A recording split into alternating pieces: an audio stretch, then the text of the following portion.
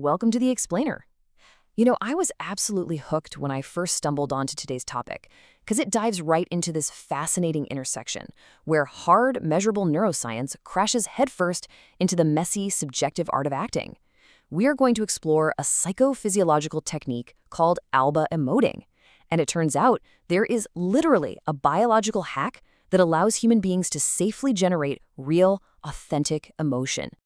But before we even get into the science, we really need to establish the stakes here. Listen to this visceral account from a student actor. My forehead sweats, my breath is deep and heavy. I can't take this anymore. For actors, exploring a character's deep psychological trauma isn't just playing pretend.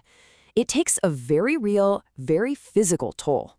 The emotions they're invoking are incredibly powerful, and without a safe way to control them, the art of acting can become genuinely dangerous to the actor's own well-being. So let's unpack this problem. When actors dig a little too deep without a safety net, they can run straight into something researchers call emotional hijacking. This is a physiological event where the brain's amygdala, that's the center managing our emotional memory, literally takes hostage of the rational brain. The emotional response happens so fast and so intensely that the actor completely loses physical and emotional control. They might even inflict physical harm on themselves or others on stage, simply because the emotion completely overpowers any rational thought. And honestly, the danger doesn't magically stop when the curtain falls. If an actor gets through a brutally draining scene, they're often hit with a secondary problem, the emotional hangover. And trust me, this is much worse than a headache after a late night out. This is a lingering of intense, unwanted emotion that just continues to plague the actor long after the performance has ended. If you're playing a deeply depressed character every single night for a month, and you don't have a reliable way to turn those feelings off, that depression can absolutely bleed into your actual life. Actors desperately need an emergency break. Here's our roadmap for this explainer today. We'll start with the historical dangers of acting, look into the hard science of emotion, and break down the 6 basic biological feelings. Then we'll learn how to step out safely, mix our emotional palette, and finally, we'll resolve a centuries-old acting paradox. Let's kick things off with Section 1, the danger of acting. Humans have been trying to understand, portray, and safely manage authentic emotion for centuries, way before modern neuroscience came onto the scene. It's wild how far back our attempts to map out feelings actually go. Think about the concept of the 4 temperaments. This was rooted in Hippocrates' early scientific theory of the 4 humors, or biles: blood, phlegm, black bile, and yellow bile.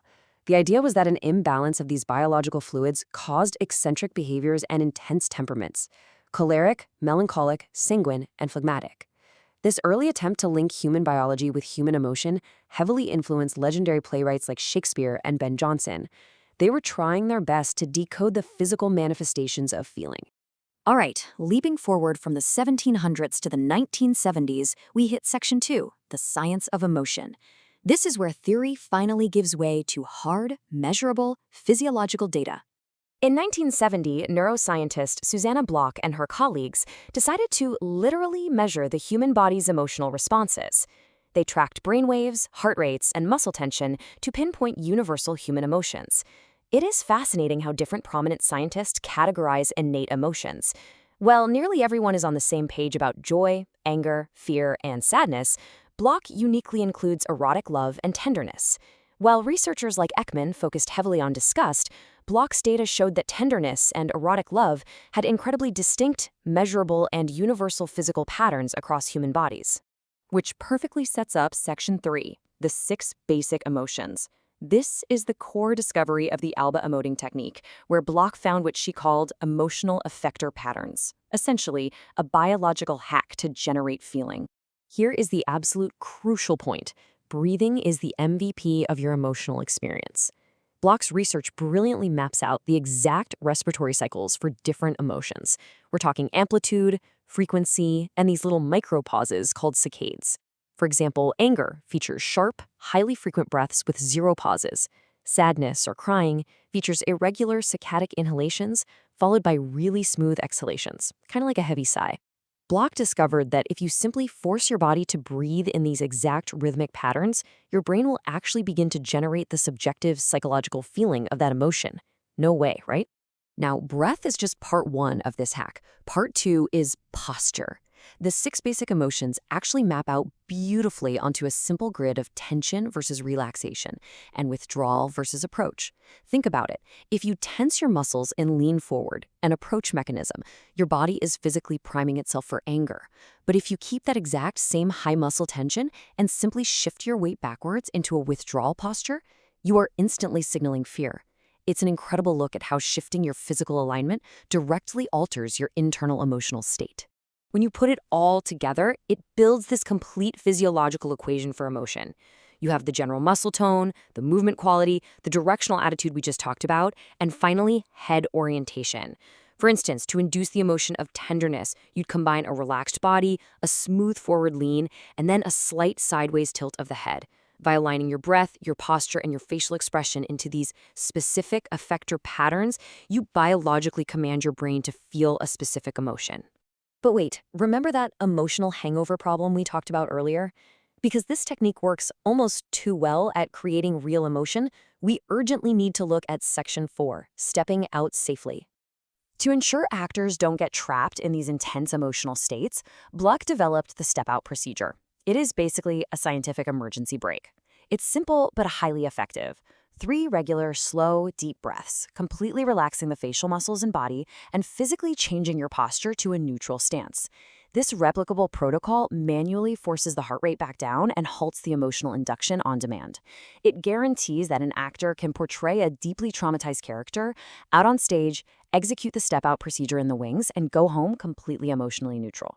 It's a total game changer. Now, as we all know, adults rarely express just one pure, unadulterated emotion, right? So let's look at Section 5, mixing the emotional palette, to see how these biological basics are practically applied. Once actors master the 6 basic patterns, they can start blending them. Think of the 6 basic emotions as primary colors. If you mix yellow and blue, you get green.